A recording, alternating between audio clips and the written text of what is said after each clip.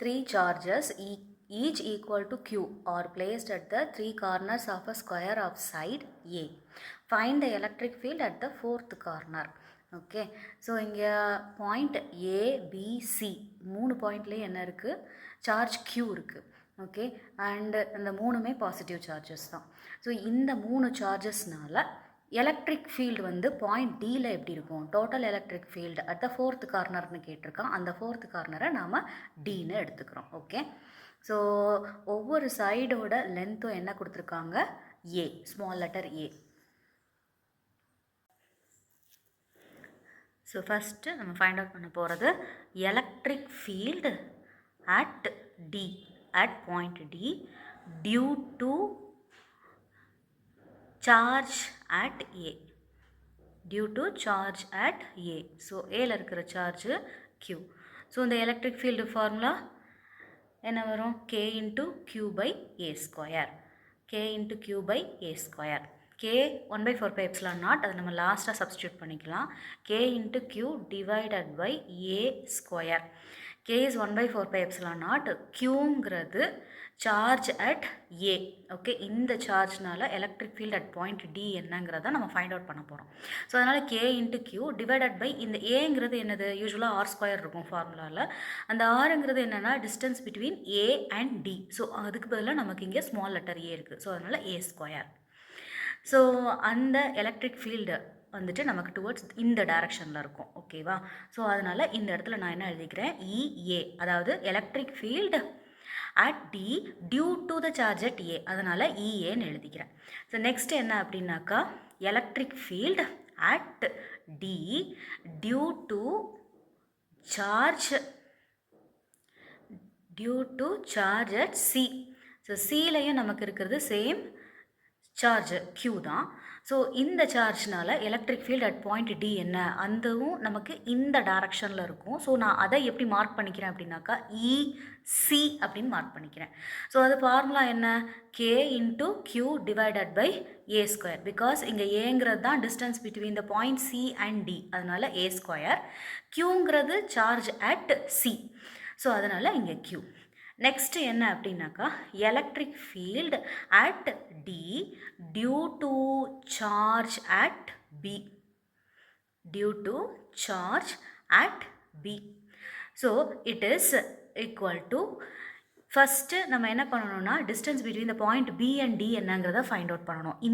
இந்த டிஸ்டன்ஸ் நம்ம என்னென்னு ஃபைண்ட் அவுட் பண்ணணும். ஸோ அந்த டிஸ்டன்ஸ் வந்துட்டு நமக்கு என்னென்னா ஆஸ் பர் பைத்தகரஸ் தியரம் படி நம்ம ஃபைண்ட் அவுட் பண்ணலாம்.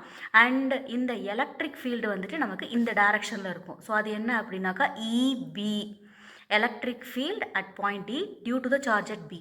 ஈவன் பாயிண்ட் பியில் இருக்கிற சார்ஜும் நமக்கு ஸ்மால் லெட்டர் கியூ தான்.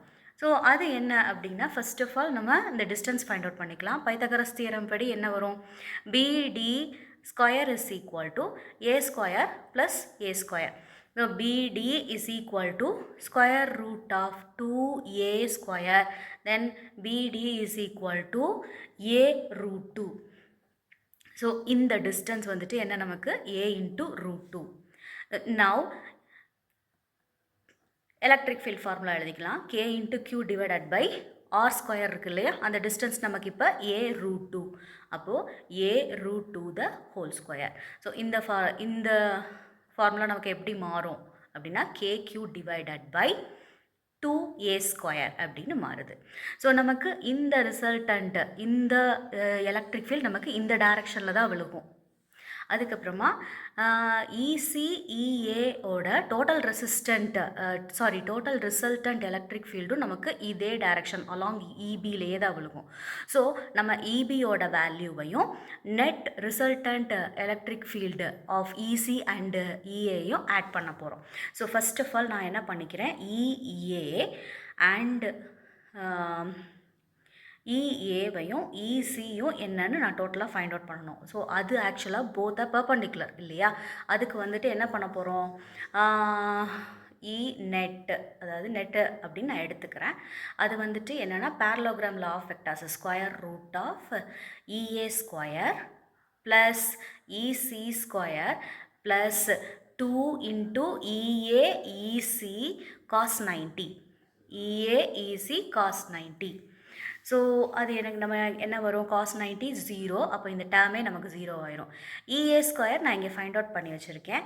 ஸோ அது வந்துட்டு என்னென்ன ஆகுது K square Q square divided by A power 4 plus EC square நமக்கு என்ன வரும் K square Q square divided by A power 4. It is square root. It is equal to 2k square q square divided by a power 4 square root of. So நான் இதுக்கு square root எடுக்கிறேன் அப்படின்னாக்கா kq divided by a square root 2.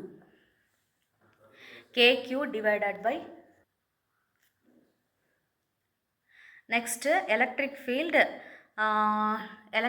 due to the charge at B என்னங்கிறத find out பண்ணி வச்சுருக்கோம். EB is equal to KQ by 2A square இருக்குல்ல. So அதை நான் இந்த net electric fieldோட நான் ஆட் பண்ணிக்கிறேன். E net that is equal to KQ square by 2A square. இது வந்து EB plus E net நான் எடுத்துக்கிட்டது KQ into root 2 by A square.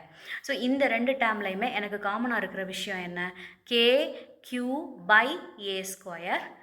So இங்கே 1 by 2 plus root 2.